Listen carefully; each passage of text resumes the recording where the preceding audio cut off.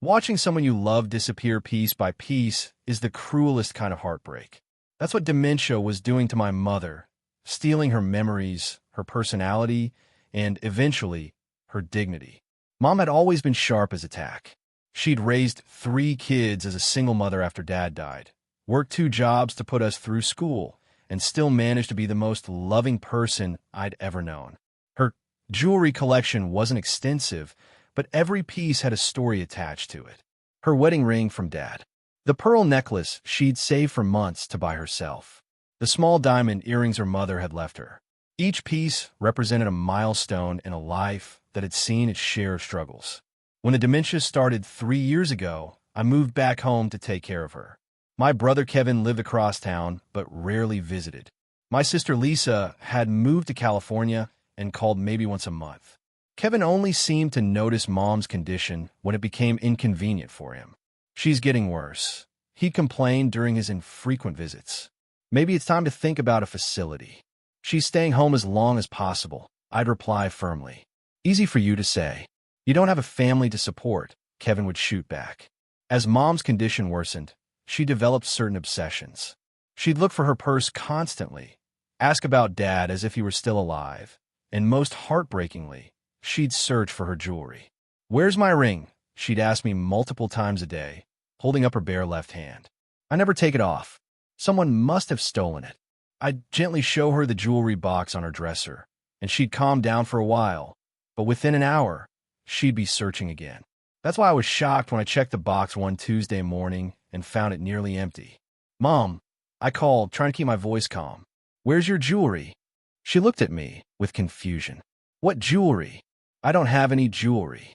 When Kevin stopped by that afternoon, I confronted him. "Kevin, Mom's jewelry is missing. Do you know anything about it?" He shrugged. "Maybe she lost it. You know how she is now. All of it. Her entire collection just disappeared." Kevin's expression was defensive. "Look, Mike, she doesn't even remember having it. What's the point of letting valuable stuff just sit around?" My blood ran cold. "What did you do?" "I took it to a pawn shop," Kevin said matter-of-factly. "We got $800 for everything. I figured we could use the money for her care." I stared at him in disbelief. "You stole from our mother?" "She doesn't even know it's gone," Kevin snapped. "And technically, when she dies, that stuff would be ours anyway. She asked for her wedding ring every single day, Kevin. So buy her a fake one from Walmart," Kevin said coldly. "She won't know the difference." I demanded the pawn ticket, but Kevin claimed he'd lost it. He also wouldn't tell me which shop he'd used. For the next week, I visited every pawn shop in the city, looking for Mom's jewelry. Most owners were sympathetic, but couldn't help without the ticket. Mom's condition deteriorated without her familiar jewelry. She became more agitated and confused, spending hours searching through drawers. "My ring," she'd cry, holding her bare hand to her chest. "They took my ring. Why would someone take my ring?" It broke my heart every time. 10 days after discovering the theft, I got a phone call that changed everything. "Hello, is this Michael Hartley?" a gravelly voice asked. "Yes, this is Mike. This is Sol Goldstein from Goldstein's Pawn Shop on 5th Street. I got your number from another shop owner.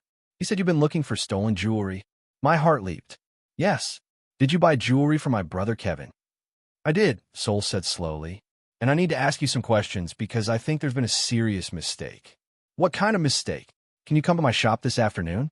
And bring any documentation about your mother's jewelry." I rushed to Sol's pawn shop, a small, cluttered store that had been in the same location for 40 years. Sol was an elderly man with kind eyes. "Your brother brought me several pieces of jewelry," Sol said. "Said they belonged to his deceased mother, and he needed quick cash." "Our mother isn't dead," I said quickly. "She has dementia, and my brother stole her jewelry." Sol's expression darkened. "I was afraid of that." Your brother seemed nervous, kept looking around. He pulled out a small box from his safe. "I bought these pieces, but I always examine everything carefully." One piece caught my attention. Sol opened the box, and I saw Mom's jewelry, her wedding ring, the pearl necklace, the diamond earrings. "This is it," I said, my voice breaking. "This is all my mother's jewelry." "I figure as much," Sol said. "But there's something your brother didn't know about one of these pieces." He picked up what looked like a simple gold bracelet, One I remembered Mom wearing occasionally but never thought much about. Your brother sold this to me as just a gold bracelet, worth maybe $50. Sol handed me a jeweler's loop. Take a closer look at the clasp. I examined the bracelet and gasped. Engraved in tiny letters was Cartier, 1952.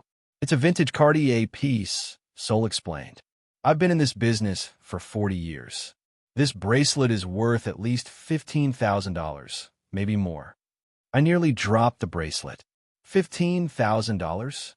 That's conservative. Cartier made a limited series of these in 1952. Only about 200 were ever produced. You show me printouts from auction websites. Similar pieces have sold for $12,000 to $25,000, depending on condition. I stared at the bracelet, remembering how casually Mom used to wear it. She never said anything about it being valuable. Your brother sold it to me for $25 as part of the lot, Sol said. If this is stolen property, I need to return it to its rightful owner. I spent the next day gathering documentation. Mom's medical records, photos of her wearing the jewelry, a letter from her doctor confirming her mental incapacity. When I returned to Sol's shop, he had more information. I contacted Cartier's historical department, he said excitedly. This specific bracelet was part of a collection commissioned by a wealthy American family in 1952. He showed me emails from Cartier. If this is the piece they think it is, it's historically significant. Cartier wants to authenticate it. The authentication process took 2 weeks. The results were shocking. It's not just a Cartier bracelet, Sol told me over the phone. It's one of only 12 ever made in this specific design. Cartier says it's worth at least $45,000. I sat down hard. Kevin had sold a $45,000 bracelet for $25. Cartier wants to buy it back for their museum collection, Sol continued. They're offering $50,000. That evening, I sat with Mom and showed her the jewelry that Sol had returned. My ring, she exclaimed when she saw her wedding band, her face lighting up with recognition. I helped her put on each piece.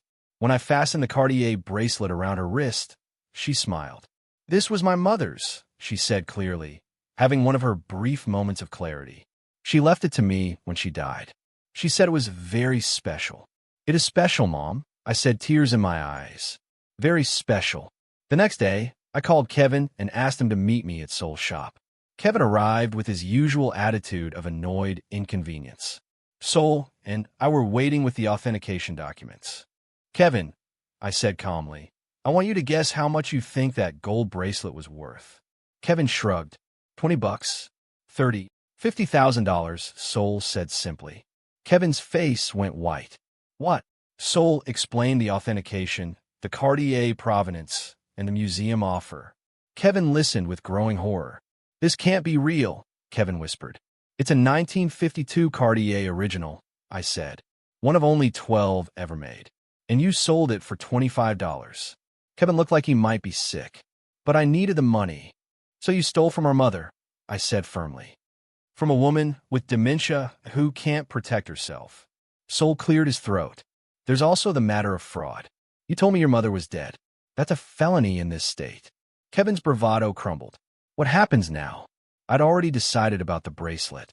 Instead of selling it, I was donating it to the Alzheimer's Association. The donation would be tax-deductible at its full appraised value. I filed charges for elder abuse and theft.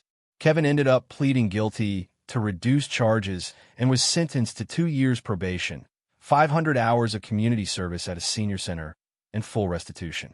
But the real consequence was the loss of family trust. Lisa flew out from California when she learned what Kevin had done. She raised us, Lisa said, her voice breaking. She sacrificed everything for us. And you stole from her when she was most vulnerable.